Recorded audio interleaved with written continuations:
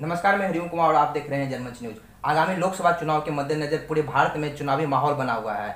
इसी चुनावी माहौल के बीच में बिहार में अभी तक महागठबंधन और एनडीए के द्वारा प्रत्याशियों की सूची जारी नहीं की गई है। फिर भी अटकलें लगाई जा रही हैं। बहुत सारी लोकसभा जो सीटें हैं उस पर कौन प्रत्याशी खड़ा हो सकते हैं, कौन किन को मात दे सकता है।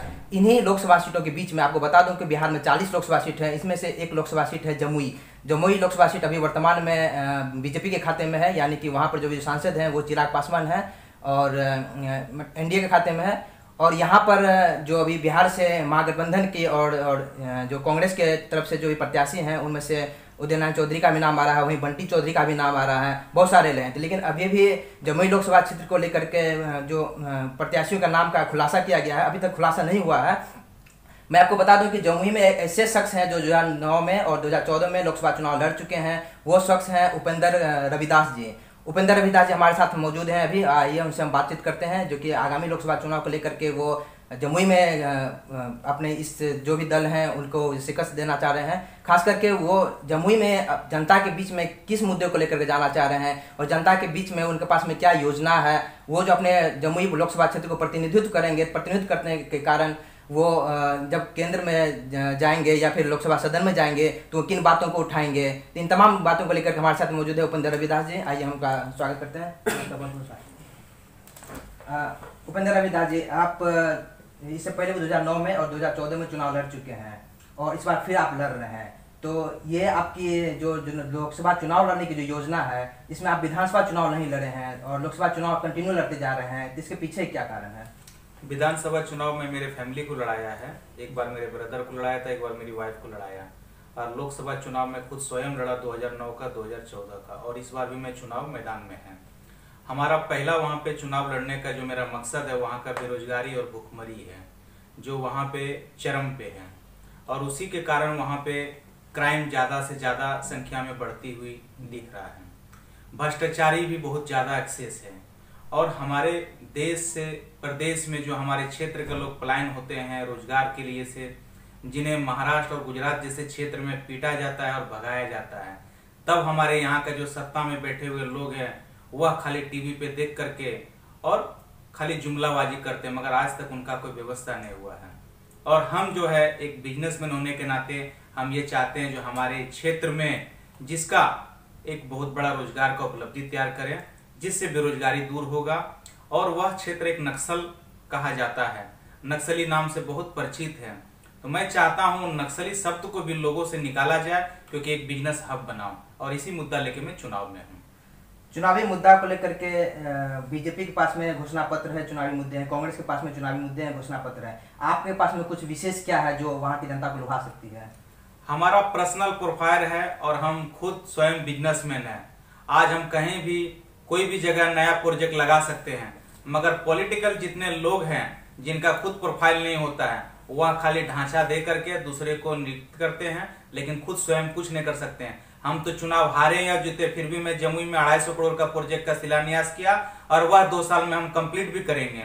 और आने वाले 2019 के अंदर ही वहां पे हॉस्पिटल और स्कूल और इंजीनियरिंग कॉलेज का मैं शिलान्यास भी करूंगा। यह मैं पहले घोषणा कर चुका हूँ। ये विकास की बात है, लेकिन विकास में आपके पास में कैटेगरी वाइज देखा जाए तो महिलाओं के लिए, युवाओं के लिए, और वहाँ पर जो है अभी जो घटना, वहाँ पर जो क्राइम बढ़ रहा है, आपको मैं अपनी जनता को बता दूं कि इन 5 साल में जो वहाँ पर चिराग पासवान जी थे, उनके शासनकाल में भी ट्रेन में जो डकैती की घटना होती है, बहुत ही शर्मसार घटना हुई थी बिहार में, वो भी हुई है। तो इन सब चीज़ों को लेकर, क्राइम को लेकर के आपके पास में क्या योजना है? मैं स्वयं खुद जो है पुलिस प्रशासन से भिड़ंत भी लड़ चुका हूं, और काफी मैं मुकदमा में जूझ चुका हूं। चिराग पासवान जी कभी खुल के मेरे सामने नहीं आए। हमारा क्षेत्र का सांसद रहने के बाद भी महोदय जी ने कभी नहीं देखा, उन्होंने उल्टा हमें फंसाने का प्रयास किया। जयकांत पासवान वहां पे एसपी थे, उन्होंने उसको सामने देख करके हमारे पे झूठा मुकदमा करके भी हमें फंसाने का प्रयास किया था 2017 में, लेकिन वह उनका सपना अधूरा रह गया और मैं वहां से निकल चुका है। आज भी वहां जमुई का इतिहास है। वहां पे झाझा में जब डीएसपी के साथ हमारा झगड़ा हुआ था, गलम गाली हुआ था एक बच्चे को जान बचाने के संदर्भ में, तब डीएसपी ने हमारे पे झूठा मुकदमा दर्ज किया था। उसके लिए पूरे जमुई में आंदोलन हुआ था, 15 दिन आंदोलन चला था, और डीएसपी को आखिरकार वहां से भागना पड़ा था। जनता का मुझे काफी वहां समर्थन मिला था, और इसीलिए मैं झाझा की जनता को जो है एक अच्छे पैमाने पे मैं रोजगार देने की जो आज मैं सोच रखा है, उसी से लिए जो उन्होंने जो हमारा नाम का एक ताज वहां पे दिया हुआ, भले हमें चुनाव नहीं जिताया मगर उन्होंने जो हमको वहां पे एक नाम का दर्जा दिया है वह बहुत कुछ दिया, और हम चुनाव जीत जाते हैं तो क्षेत्र के लिए हम वहां पे बिजनेस हब बनाएंगे। यही मेरा पहला मुद्दा है। आप वहां से निर्दलीय चुनाव लड़ रहे हैं? अभी ऐसा कोई निर्णय नहीं हुआ है, हम पार्टी से भी लड़ सकते हैं, लेकिन विचार हमारा निर्दलीय का था पहले से, लेकिन हम पार्टी के साथ आ सकते हैं, ऐसा हमारा संभावना लगाया जा रहा है। पार्टी में किस पार्टी से आ सकते हैं? ऐसा भी डिक्लेयर नहीं हुआ है, 2 दिन में फाइनल हो जाएगा हम किस दल से चुनाव लड़ेंगे। तो आपसी अंदरूनी से कुछ मन बना ठाने होंगे ना, जो आप एनडीए में जा सकते हैं, एनडीए को सपोर्ट कर सकते हैं, या फिर आप महागठबंधन की ओर रहेंगे? अभी कुछ कहा नहीं जा सकता है, लेकिन हम पार्टी से चुनाव लड़ेंगे और इसका घोषणा हम 2 दिन के बाद करेंगे। अगर आप पार्टी से चुनाव नहीं लड़ते हैं, सपोज आप निर्दलीय चुनाव लड़ रहे हैं, तो पार्टी के जो उम्मीदवार हैं उनके लिए, और आप एक निर्दलीय रूप से चुनाव लड़ेंगे, तो आप में तो दोनों चेहरा में आप अपने चेहरा किस तरह से उभार सकते हैं? मैं वहाँ का क्षेत्रीय उम्मीदवार हूँ, मेरा जन्मभूमि है और लोग पहले से हमें चाहते हैं और उसलिए मैं चुनाव लड़ूंगा। बाकी हमारा जमुई लोकसभा में दोनों बार सांसद महोदय जीते गए, दोनों बारी है, दोनों जमुई का कैपिटल लेके भाग गए हैं, और हम तो जमुई में अपना कैपिटल लाने की बात करते हैं, जो देश विदेश से हम कैपिटल ला करके वहाँ का लोगों को रोजगार देगा, ताकि जमुई वाला बाहर जा करके मार नहीं खाएंगे, गाली नहीं सुनेंगे, जमुई में अपना रोजगार करेंगे, नौकरी करेंगे, अपने घर गृहस्थी को संभालेंगे। यही मेरा मुद्दा है। आप वहां से जमुई से लड़ रहे हैं, लेकिन बिहार में मुख्यमंत्री के तौर पे आप किसे चाह रहे हैं, किस चेहरे को चाह रहे हैं? आज के जो समय चल रहा है उसमें किसी को मुख्यमंत्री का दर्जा देना मेरा सौभाग्य नहीं बनता है, क्योंकि क्राइम और बेरोजगारी और भ्रष्टाचार चरम पे है। मुख्यमंत्री के लिए हमें यह बोलना शोभा नहीं देता। आज हमारे बिहार में नए चेहरे की तलाश और नई पार्टी की तलाश है। तो यानी कि बिहार में मुख्यमंत्री का चेहरा नए चेहरा ही होगा? बिल्कुल नए चेहरा होगा, और बहुत जल्द आप लोग के बीच में भी आएगा आने वाला समय में, क्योंकि बिहार जो है यहाँ पे ऐसे चल रहे हैं जहाँ पे रोजगार का कोई ग्रोथ नहीं है। हर घर में मैं देखता हूँ आज परिस्थिति गंभीर है, सारे लोग बाहर प्लान करते हैं, बिहार में गुंडागर्दी क्राइम एकदम सर से ऊपर कहता है।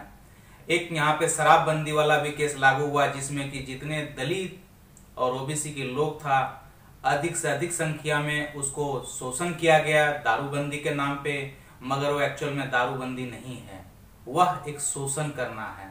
आज जिस परिस्थिति में शराबबंदी का लागू हुआ है, आज हर जगह पे शराब मिलता है, पुलिस प्रशासन पैसा कमाने का एक जरिया बन गया है और क्राइम दिन प्रतिदिन बढ़ते जा रहा है। केंद्र सरकार की जो योजना है या बिहार सरकार की जो 7 निश्चय योजना है, जमुई लोकसभा क्षेत्र में धरातल पर कहां तक सक्सेस हुई है, और आप किस नजर से देख रहे हैं? 0/0 कुछ भी नहीं हुआ है, खाली बोल वचन और सेल्फी लिया है। ना सवर्णों का भला हुआ है, ना दलितों का भला हुआ, ना ओबीसी का भला हुआ।